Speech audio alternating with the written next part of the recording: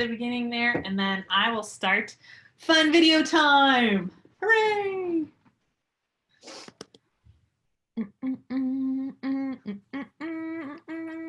Okay, so I figured since we saw a lot of tap this week, I figured we would start with some fun tap videos that that demonstrate sort of the remember Bojangles changed tap dance because he made it really light-footed, right? So I was looking at tap videos and I wanted to show you a really, like, both modern taps, because we watched a lot of older taps this week, but a version of tap that's very downward versus a version of tap that's very upward. So let's start with the downward version. And it is, hold on, multitasking is hard, you guys. So this is Tap Dogs, which is a group that I believe is out of Australia, and they were super big and like touring the world in the 1990s, and they've done a reunion lately. But they are a group of men who tap dance. The excerpt we're going to see is from their 1996 show, and it's each of the main original stars doing a solo, and so you can kind of see a little bit of their different styles. And what's interesting about their tapping is that they're wearing Blundstones. Oh, I should have asked my husband for some blunts. So they wear like men's boots with taps attached to them, and they're all wearing like blue jeans and flannels because it's the 90s. But all of their actions are really hard and downward, which sometimes you hear the word hoofing to mean that the stomps are really down and heavy. And it is very much like the stomping of buck dances. Yeah, so that's our first one. So let's try this one. Oop. Oh, we want volume for sure. And you can still see a little bit of the element of oh wait, I don't have you on share yet. Sorry. fail. So you can still see the element of no, I don't want to leave the meeting. I want to see the video. You can see some elements of clogging and Irish step dance in this. Well, I don't know. That's getting a little bit detailed-y, just in terms of the way that the skipping and the legs cross in the front sometimes. But for the most part, I think this is a really good example of heavy downward hoofing and also super masculine. Like, he's really like stamping on that ground. And you'll see in the next video what the opposite looks like. So that was an Irish step dance step for sure that we saw that jump over the leg.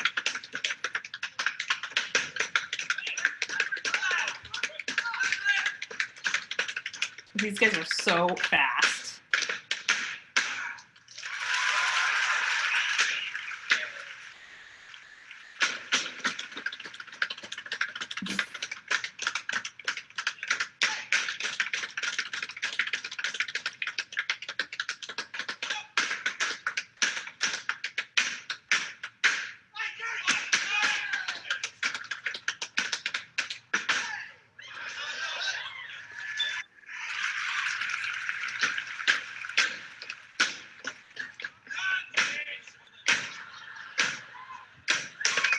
Audience is very confused about that.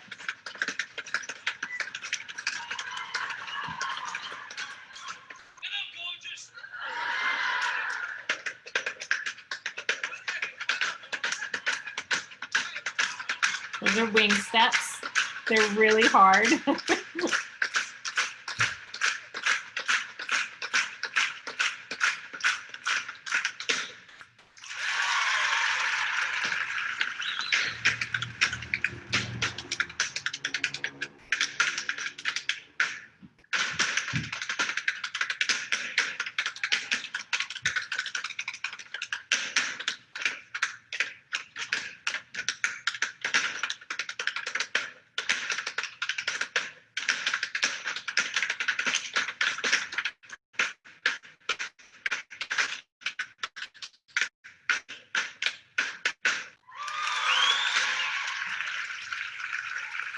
So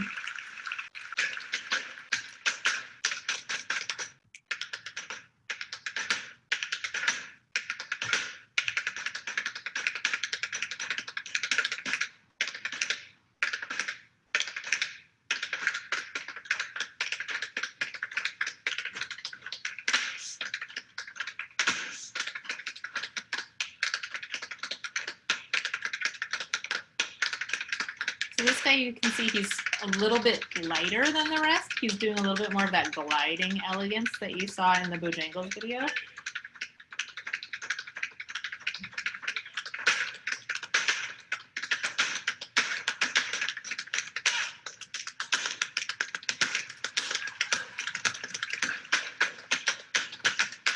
And now this section is interesting because remember when we were talking about ring shouts, we talked about the idea of call and response. And that's what's happening here. So the men are circling around the tap platform. And the guy in the center is starting with a call. So he makes a rhythm. And then someone responds by copying it with their own style.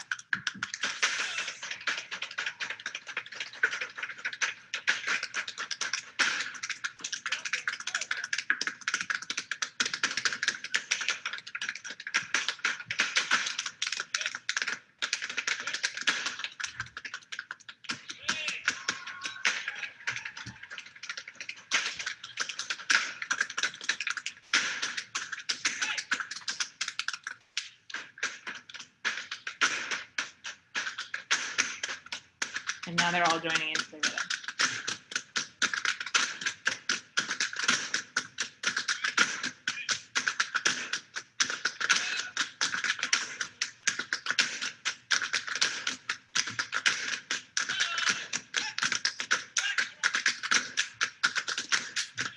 Adding a little pat and tuba.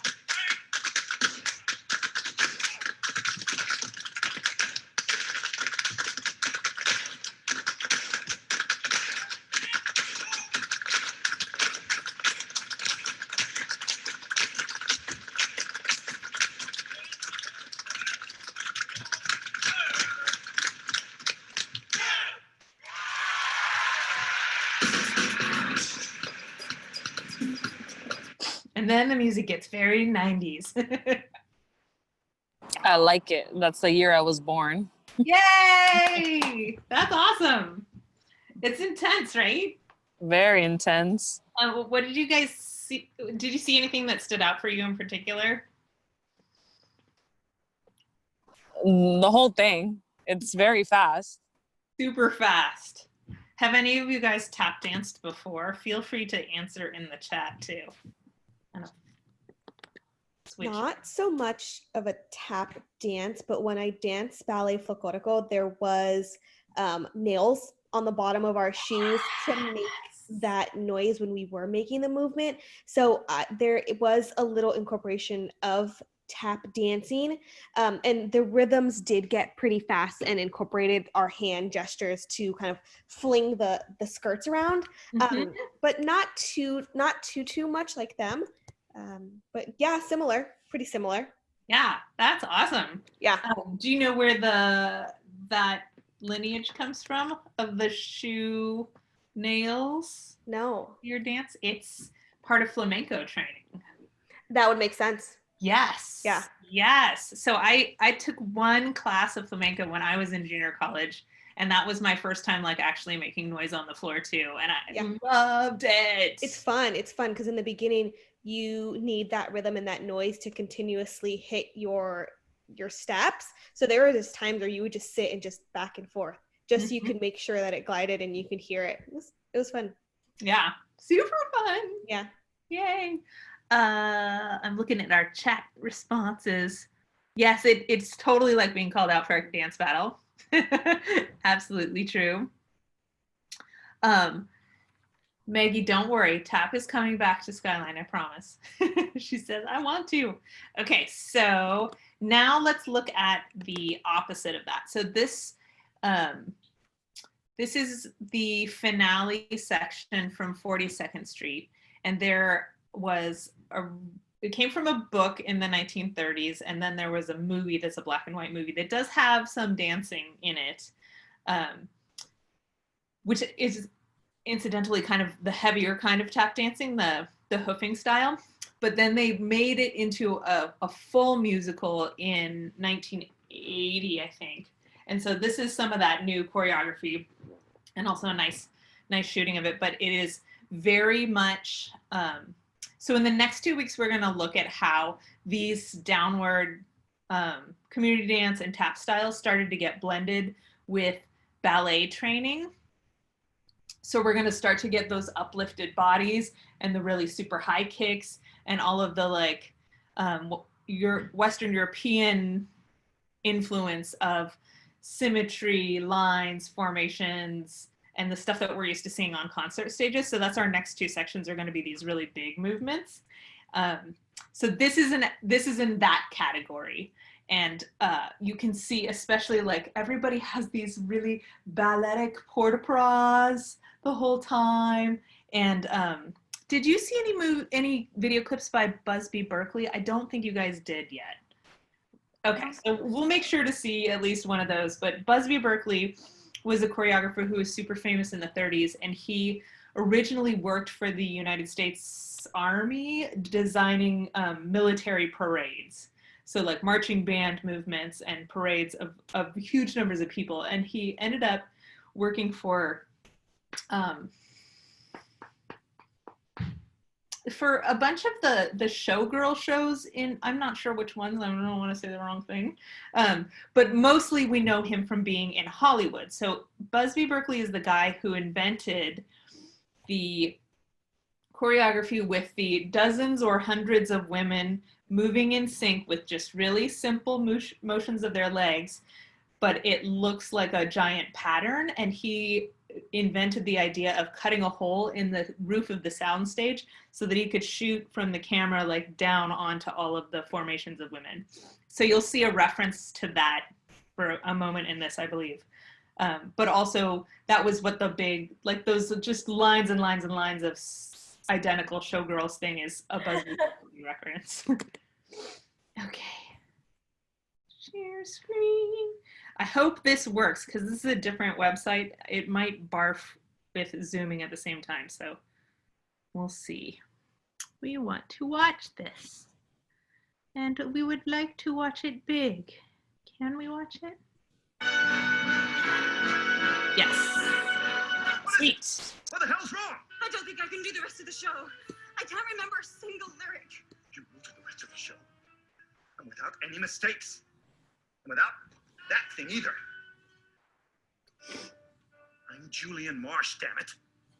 And I say, you will.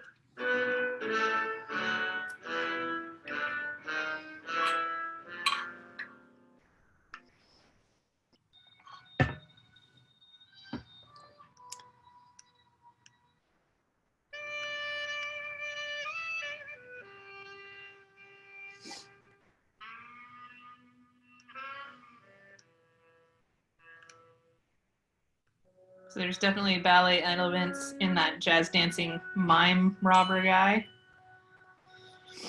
In the heart of little old New York, you'll find a thoroughfare.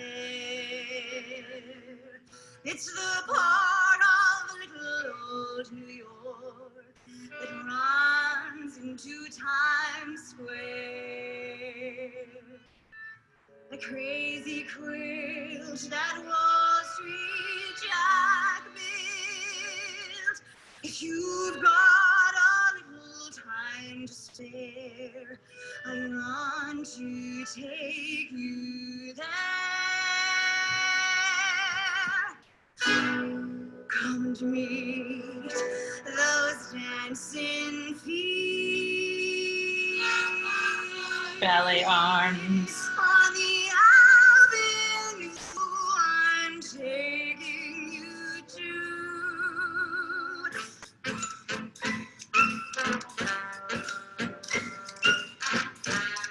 So this musical is known as like the biggest tap bonanza ever. There's like 63 tap dances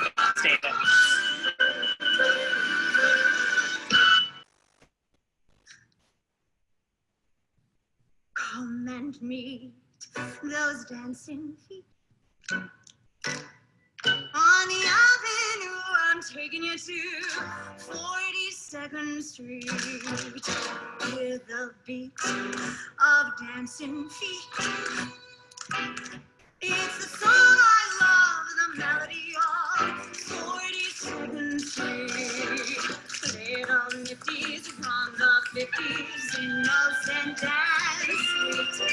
Sexy ladies from the 80s who are indiscreet. They're side by side, they glorify where the underworld can make believe. Where the underworld can make believe. 42nd Street.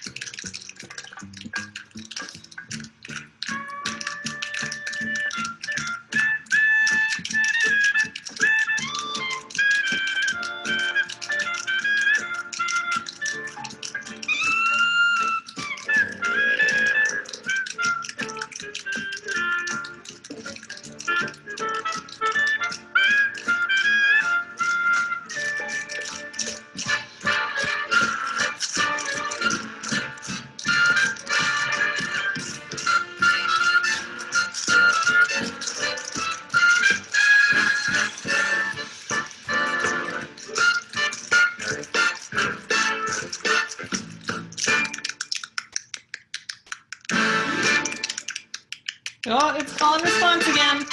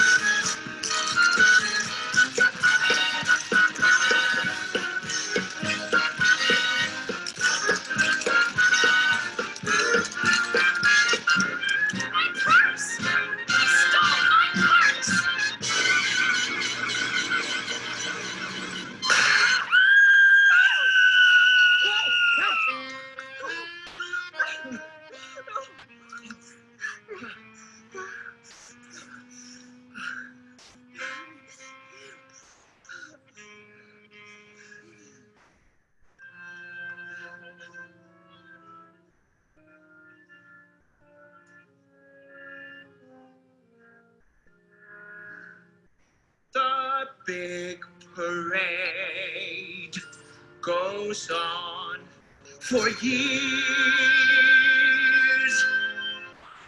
It's the rhapsody of laughter and tears. Naughty, bawdy, gaudy, sporty, 42nd.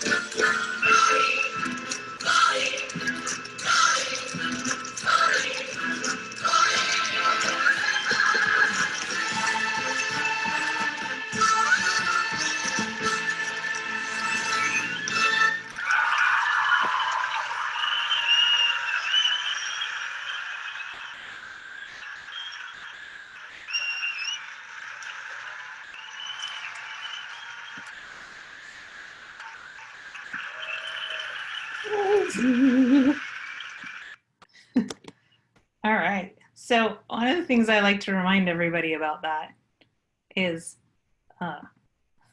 how we are used to seeing nicely recorded singing and dancing like that, for example, on like an awards show. Yeah. But on an awards show, they usually have a pre-recorded vocal track and they're not miking the stage. But that video is from it's from Great Performances. So it's a live Broadway show. And when you're doing a tap show like that, there's microphones on the stage. So every single click that you heard in unison was 63 people making exactly the same tap at exactly the same time while they're singing live and doing all that dance movement, which is just mind-blowingly accomplished. Did you guys see, oh, I'm gonna ask you this question later, so I'm gonna ask you now. Did you see any of those 5 Africanist elements, even in that upwardly lifted, super full of white people one? Why don't you chat or call them out?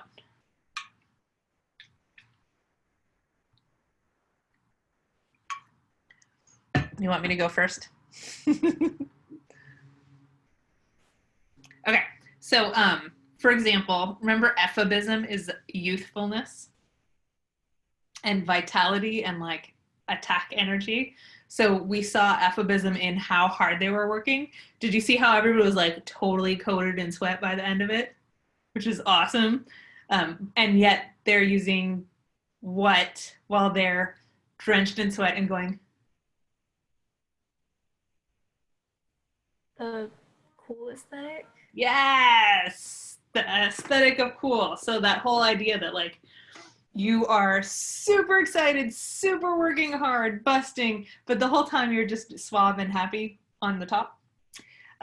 Which, to give you a comparison, in ballet, for example, those dancers are definitely like sweating bullets while they're performing, but their faces are much more reserved, like, oh, I'm in love, as opposed to, it's cool, right?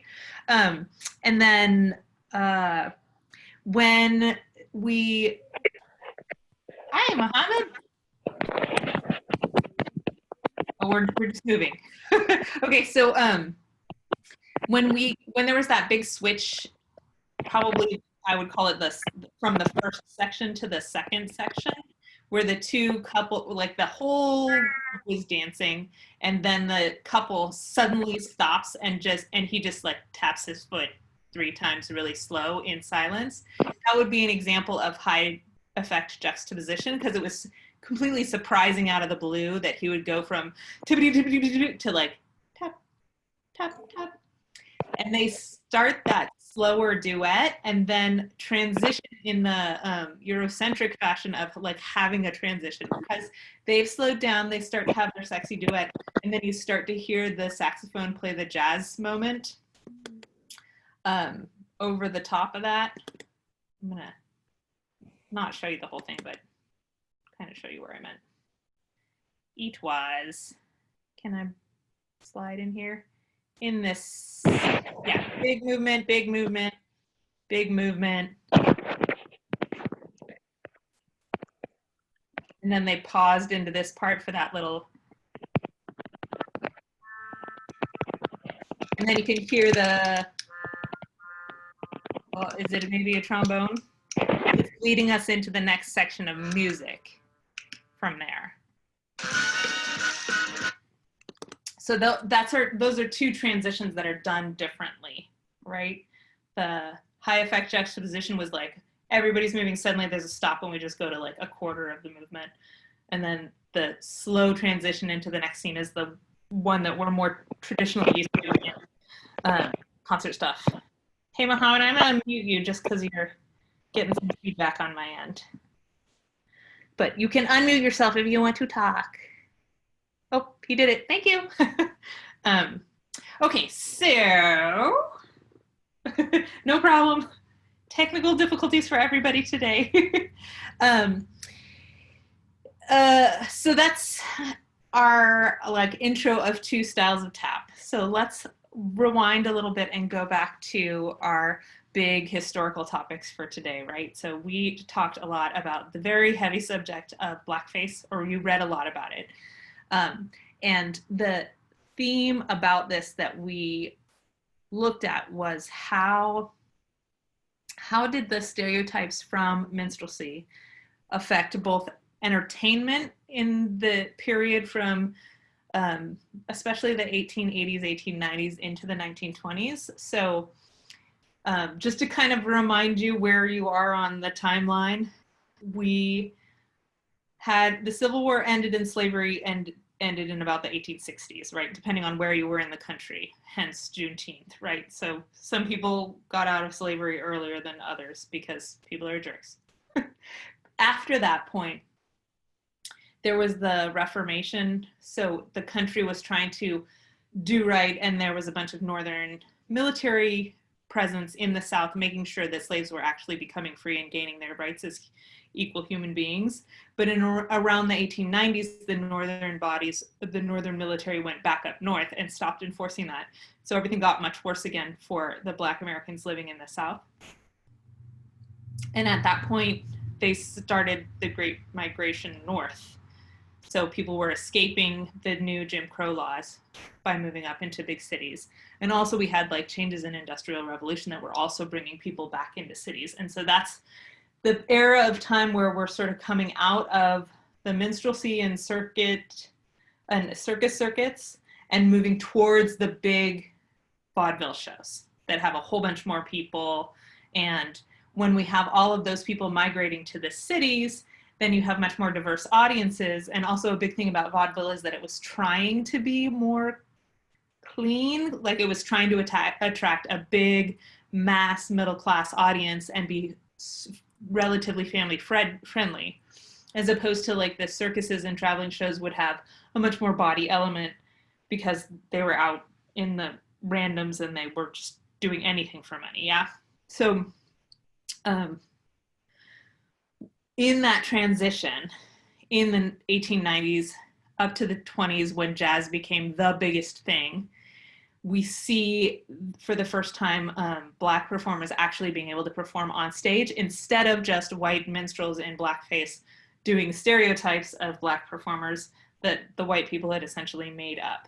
But in that section of time, there was still like very little / no economic opportunity. And so lots of Black artists had to make the choice about, do I want to be able to access having a big audience, or do I want to stay local with my people and perform things that are perhaps more authentic, more true to us?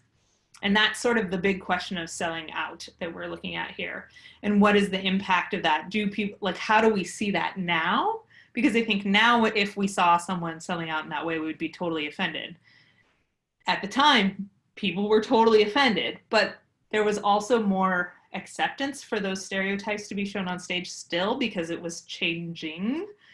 And there was also the idea of an artist nodding to his own community. So I'm gonna give you your poll time. Bum, bum, bum. Just to see sort of what you guys, gut responses to the readings today.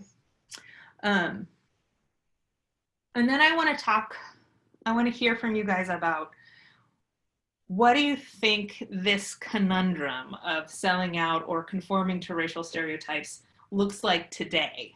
And like, I'd love to have you guys throw out some, what is it like today? What is today's version of racial stereotyping? Or, I mean, we could be talking about profiling as well. They kind of go hand in hand. And how do you think you see that choice for entertainers playing out in today's world?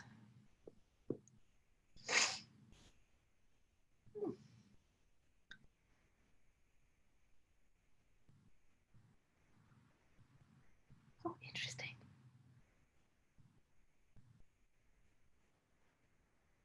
Ooh, it's fun. I can see the little graphs like moving up as you guys are voting. I can't see anybody's names, which is good, because you guys can be honest and know that I don't know whose answers are whose, but it's fun to watch little graphs change. Where'd my walker go?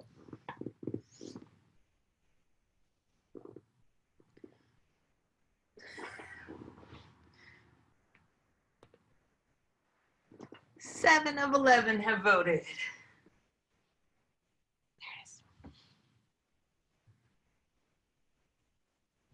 it is.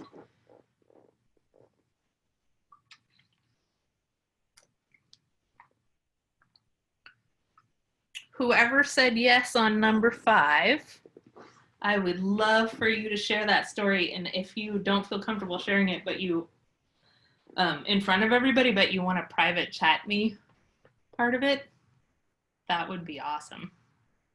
I'd love to just hear your story.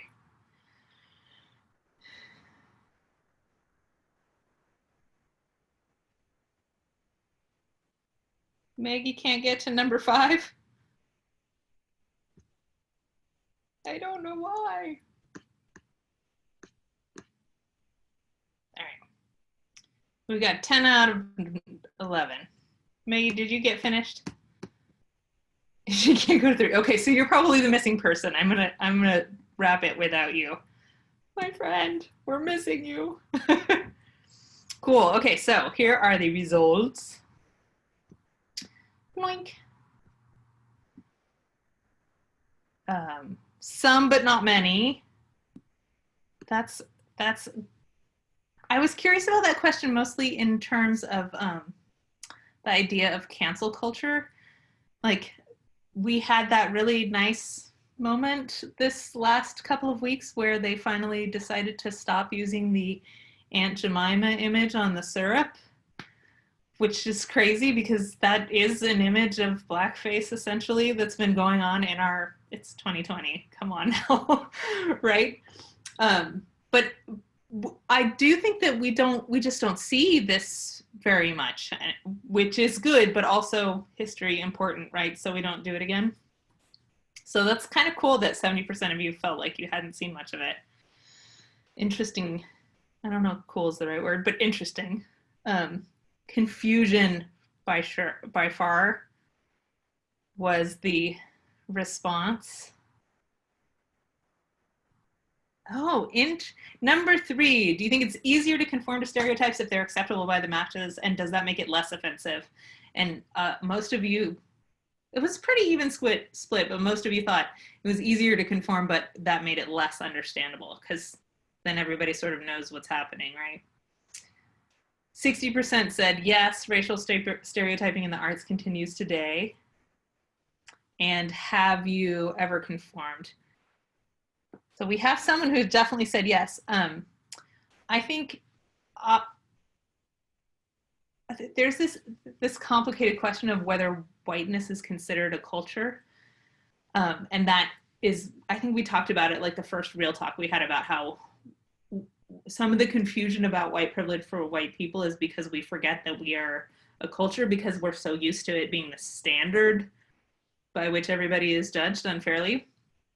And so that's an interesting question for people who are white is like, when you talk to people who don't really believe that racism is an issue, who are white, sometimes their feeling is like, well, I have to sit up straight and dress a certain way, and that's just part of living in society, forgetting that that is a white version of living in society, and like forgetting that it's a cultural rule. So when I read that question, for example, I think more about being a woman as an entertainer, and like, if you noticed in that last clip we saw, all the men have pants on. None of the women have pants on because that's not what's expected of the women. The women are supposed to show off their bodies, but the men are supposed to be modest, which is sort of like a gender version of that question. And so I personally, as a white person, identify first with a gender stereotype experience as opposed to a cultural stereotype experience. I don't know, do any of you guys have that feeling too? I don't know, like I had a bit of a hard time with it just because I'm also pretty young, so I haven't had much job experience. But I feel like it's not conforming to a stereotype, but more conforming to, like what you said, what the norm is, where maybe you have to, I guess, like give up parts of your cultural identity to like seem professional or fit in. Yeah, I think that's it. That I'm hoping that some of you disagree with this because I think both sides of that argument are true. What do you guys think? I agree. It's funny. I am in sales, so I recruit for sales for a living. Sales, majority of sales is white males. So there's not really much diversity and inclusion in terms of hiring, but yet that is what I'm ranked on. And we do want to get some D&I in there.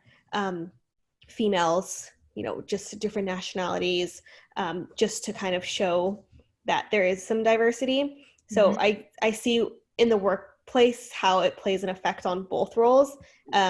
I mean, me being, I'm Mexican, so I know I'm a diversity hire on my recruiting team. But yeah, it definitely plays in terms of, career paths, honestly. Yeah. I feel like that question is the question I've had more than anything else in the last 5 years is in terms of diversifying our workplaces is like, it's all about, the question right now is all about how is HR doing that job and are we doing it right? Right. Yeah. Because there's a lot of ways to go about it where it's just, we're just kind of look for somebody and anybody. But yeah, it definitely stems from HR. Me being on the recruiting team, I'm part of like the people function, which is HR recruiting, like as one.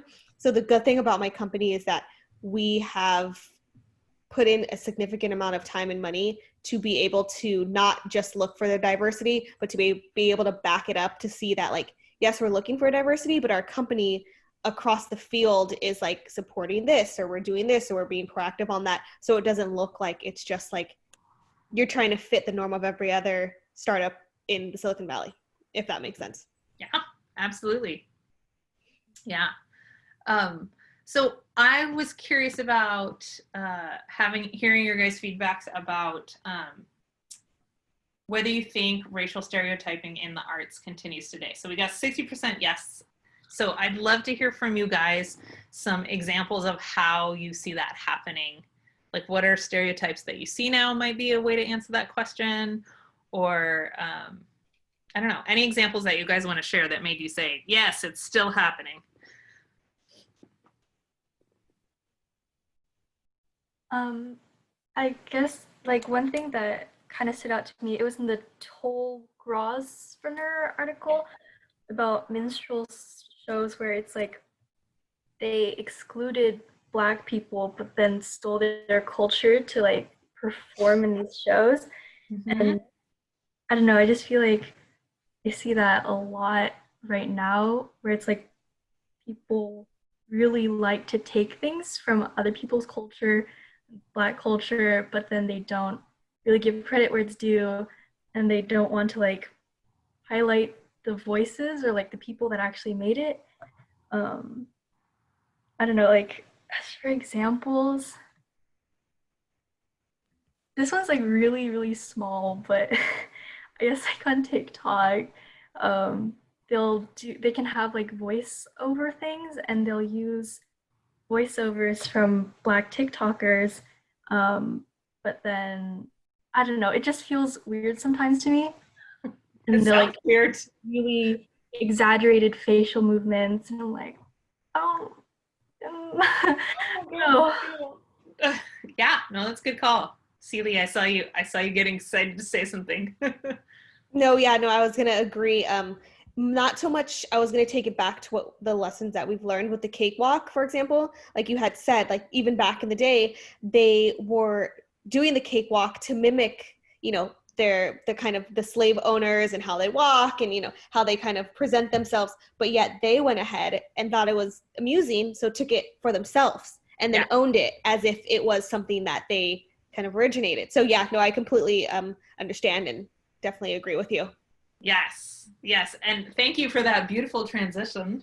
The next question is one of the things that is a question I thought would be fun to discuss is how did the Black artist use the stereotypes to, and even the stereotype of like fool and massa, which is the cakewalk, right? The idea that you're pretending to be stupider than you are so that you're not going to be physically brutalized by your owner, to put it bluntly, which happened with the cakewalk. How might something like that, what is a version of that happens today in arts or stereotypes or even profiling? Do you think it happens today? I think it does. I personally, I don't know if I would really know it, because I feel like it's sort of like an inside thing, where I guess like going back to the cakewalk example, if people weren't part of the groups who created it, they wouldn't know that it was made to make fun of the other people. And so like me not being in that group, I wouldn't know what things are meant to do that or not, I guess. Yeah, like using an inside joke, right? So the white people who saw Black artists doing the cake art walk may never have seen Black people dancing before, ever. How would they know whether they were being made fun of, or if they'd been told that Black people were stupid and incapable, which happened then for sure, then they might just assume that that is the best that those people could do. And then if you were an artist coming onto a stage, knowing that that was the audience expectation of you, was like, the audience expects you to be incapable and stupid, you could walk out on stage and play to that for a while and the audience would go wild. And then at the end of your performance, you could flip it and up it to your real amazing ability and the audience would lose their effing minds, right? So I wish I had, well, okay. Okay, I'm gonna ask this question. I don't know the answer to this. So note to self, research. But what do you think about, have any of you guys seen, I have only seen trailers, so that's why I'm gonna just come on out and be totally ignorant here, but what do you think about characters that are purposefully funny, purposefully stereotypical, like Medea, right? It's a person cross-dressing on purpose, making fun of their own culture from within, like it's supposed to be funny to their own people. Is that, do you think, playing with some of these same tropes in a certain way? I don't know the answer. Like I have not, I'm really honestly asking. And there's certainly white options like that fill that same gap. Like I can think of, you know, Robin Williams in the 90s playing the housekeeper so that he could see his, like that's a similar role as like Mrs. Doubtfire. Yes, yeah. Mrs. Doubtfire. Oh. Ricky has got a musical problem.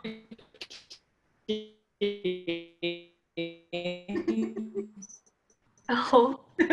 Oh, can you type your responses, Rita? We had a tech explosion there. But to answer your question, I feel like it's not something that was thought of until like now. Like I agree with you. I think it's definitely something that, you know, for the Medea example, I feel like it's done because they can make fun of themselves and maybe we don't see it like that because it's just humor and comedy. But bringing it back to the knowledge that we know now off the text that we read, I think it can definitely coincide into what we're currently learning for sure. Can you hear me better? Yes, there you are. Okay. Sorry, I'm at Sephora. That's okay. It's a tricky situation. At this point, I must say, just to add on, everything that's going on with the whole thing of like, you know, the Black Lives Matter and everything, from now on, I think so. It's just going to be all about race now. You know, way back then, people have always judged each other because of the way you look, because of your color, etc. You know, it's unfortunate that that's the way people think. Me coming from, you know, being half Middle Eastern, half Latina, I've experienced a lot of stuff. My boyfriend is Black. My boyfriend's an officer. And I have experienced a whole lot of stuff with that man. And it's just like, it's crazy. Like, how is this even happening? So as for like the media and stuff like that, like, you know, people making fun of different ethnicities, that's how people are getting their fame. Yes, it's not right. But if they're accepting it, then why are they putting out there, right? They're putting out there for a reason, which is to get money. Mm-hmm. So it's just kind of like, there really is no right or wrong answer to it. It's just how you think about it. And that's fine. You can have a voice. That's just what I think. Yeah, thank you. I think also there's sort of the long versus short view question for an artist, for an individual artist, right? So like in his time, Bojangles was both celebrated for his artistry and also lots of people thought he was doing horrible things by, I mean, he did come out of blackface early, but he also like performed that awkward butler role with Shirley Temple. So he did both things. He challenged and reinforced those stereotypes at once. And I think maybe that's the question that artists might have been asking themselves. Like, if I'm going to make this sacrifice in order to gain fame, will that then give me the privilege of being able to use my fame to challenge some of these stereotypes? What do you think? Yeah, I agree. And with Bojangles and Shirley Temple, he did play a butler, but like it said in the text too, that's the first time, like, she is a little girl he's a Black male, and not only are they coinciding and dancing together, but he does grab her hand and, you know, walks with her on the stairs. That's huge back in the day. Like, that's unheard of. So to see that, it's like, what just happened? Yeah. So I agree. So, I agree. right? So despite him playing the role he played, he went above and beyond by dancing with a white, like I said, she's white female, but she's also a little girl, and then grabs her hand to continue to dance. And she doesn't see color either, which is the thing. And you notice if you were to, like, if you see her perspective, she doesn't look at him all weird, like, why are you grabbing my hand? She goes with it. Yeah. Which shows that, you know, that's a whole other story, psychology stuff, but. Yeah. There's like so many gazillion things are going through my head that I'm like skipping because I see the time this time.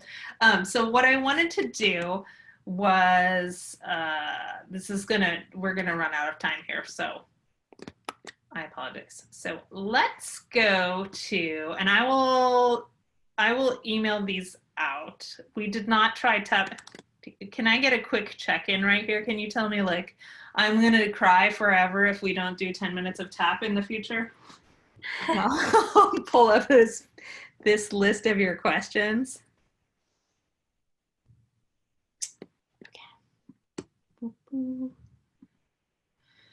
Okay. Okay.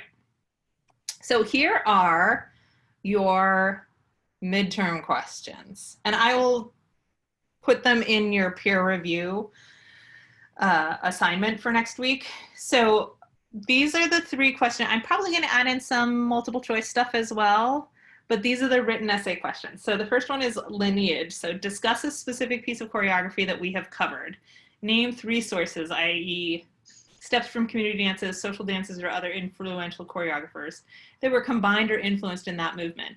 And so you may find actual, like, articles that support that, but you might be a little bit guessing on that. And as long as you describe them to me in your writing, like, I really see the downward stomps here that I saw in that Buck video, for example, or if you can describe the movement to convince me, then that's what I'm looking for in that question of that part right there. Are the performers or choreographer authentic to the movement? So like both of the modern tap things that we showed today, if you were talking about how the tap dogs really has elements of buck dancing, then you might say no. But if you were talking about how their tap dance has elements and steps from Irish step dancing, the answer might be yes. And so you can see how both of these are not correct or incorrect answers. Like you guys are, your job in the essay question is to convince me of your opinion. Explain how issues of appropriation, blind casting, authentic dance training relate to this piece. And so discussing some good choices for pieces to write on. I think that might be one of the things that I'd love for you guys to explore together in your peer review process. Like, so you're going to basically like make a cheat sheet on these questions. So for the first one, your cheat sheet might include like, okay, I'm gonna focus on this dance that we watched out of anything we've watched. And I think that it's related to these dances, and make sure you get some names for those dances or names of choreographers. And I think that it was authentic or inauthentic for these reasons. And then when your peer reviews you, they can agree with you or disagree with you, and maybe lead you to look up maybe some more ways to support or describe your argument for that. Does that sort of make sense, the idea for number 1? I see 3 heads-ish. The civil rights one, share the biography and accomplishments of a group of color that performed before the civil rights era, e.g. Bojangles. Baker we haven't talked about yet. I'm saving her for the feminist section. Whitman sisters, or you can pick somebody else. What obstacles did they face as Black performers in America due to their skin color or their daily lives? Mention specific legal and social barriers that these performers struggled against. What expectations did mainstream audiences place on their dancing, and how did their work comply and or resist with racial and or other stereotypes that were forced upon them? So we talked about that sort of in general today in Bojangles' case, but you're reading about the Whitman sisters. Do the Whitman sisters make you feel better after seeing all those horrible blackface images? They're so inspiring. I think they're amazing. So yeah, so you're going to take a group, talk about what laws or obstacles they were faced with and how they responded to them. And then the third one, focus on aesthetic of cool. Thompson wrote about 5. That's not true, Amber. Dixon Gottschalk wrote about 5 Africanist elements that can be identifying markers of the influence of African culture and art. So choose a dance that we've covered in class, name the 5 elements, and describe how they're present in this work. So on your peer review cheat sheet, you know you want to have those elements, right? So that you can refer to them. And again, you're going to pick a dance that you want to write about and then describe to me the movements and how they're representing those elements. So today we talked about ephebism and high effect juxtaposition in the 42nd Street finale. That's sort of the sort of discussion I'm looking for in that final question. Does that make sense? Yeah. So my job this afternoon is I'm going to take this, so you don't have to screenshot it right this very moment, but I'm going to take this and put it into your peer review assignment, which I haven't unlocked yet. And I'll just give you some cues on what to do for that note sheet. And then also what your note sheet peer review is going to look like. And quickly, just to clarify, this, yeah, we're writing on all 3 of them. We're not picking one. Yeah, you're going to write on all 3 of them. Okay. Would you rather write on one? I think all 3 of them gives you a better chance of earning more points. No, I agree. Okay. I was just used to the last class where it was the essay on one type of dance that we did. So I just wanted to clarify. Yeah. Yeah, no problem. Yeah, I'm trying to do a different format. I love it. I love both formats. I do too, but I think I like I realized since I was retaking a question, I like essay finals more than having to proofread a paper a gazillion times. Yeah. Okay, so this is available today. I can't believe it's July already. Until July 8th. So let's take a look at this. Oh, it's due on the 6th. Yeah, so the idea is that you're going to load calendar, that you're going to work on your study sheet and turn it in by Monday night. And then on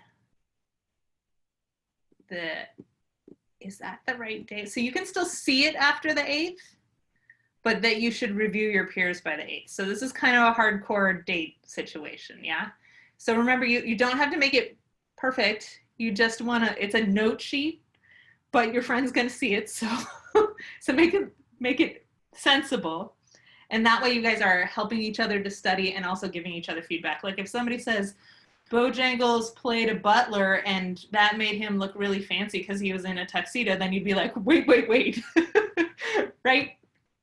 That's sort of the idea on things you might say in a peer review. Or if you notice that someone is confusing the era before the Civil War. This happened all the time in our Dance 100 classes. Like people would confuse all the time discussions about civil rights during the Jim Crow era versus actual slavery time. They're both horrible, but like they're not the same thing. So I want you guys to help each other out with stuff like that. Does that make sense? Any questions? What? I have the wrong class on, that's why it looks so confusing, guys.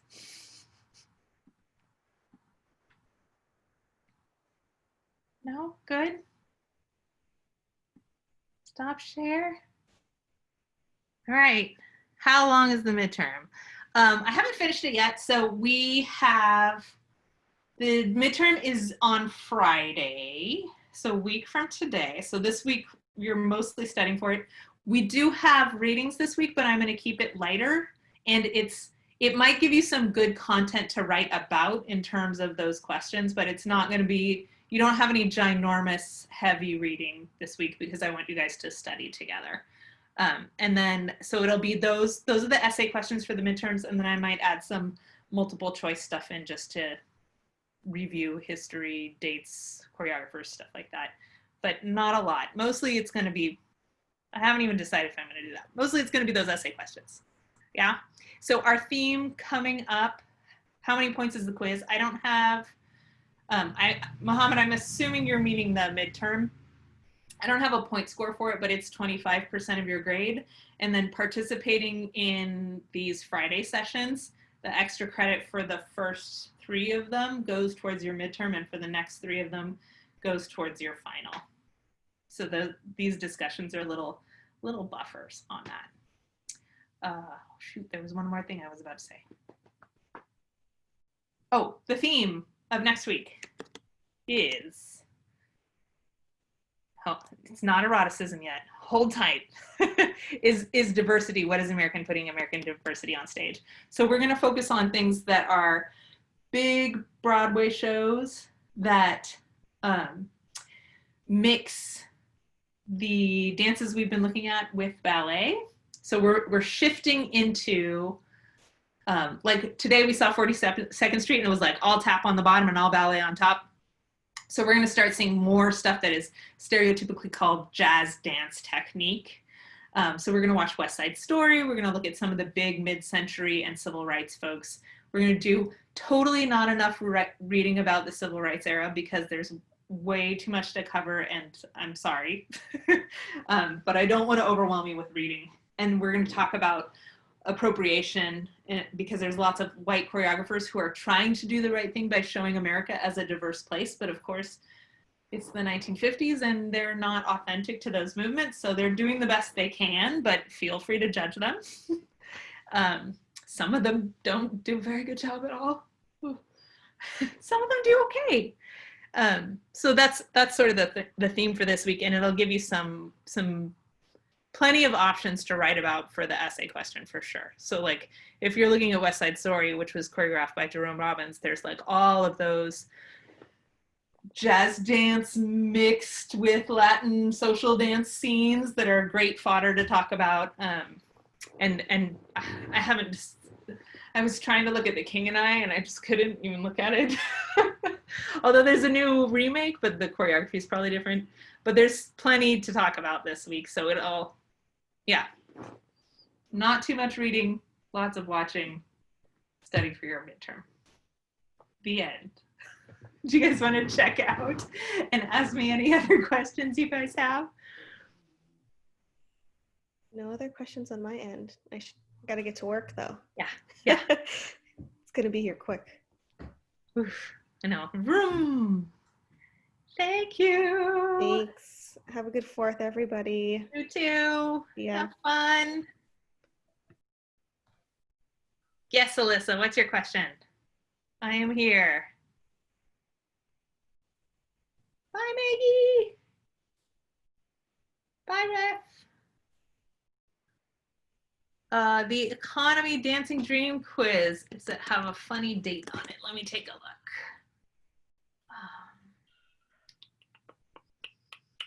Good question. Where are you? I think it was actually, well, let me just look and answer your question for reals.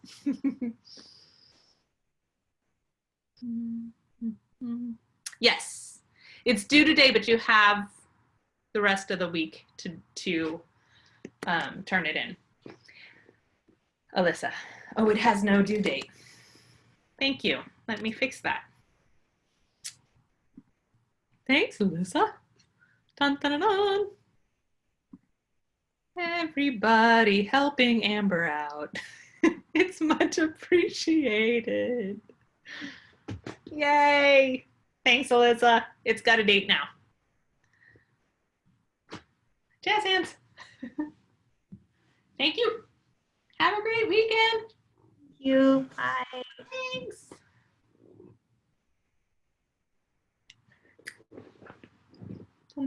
Joanne, Ronak, any questions?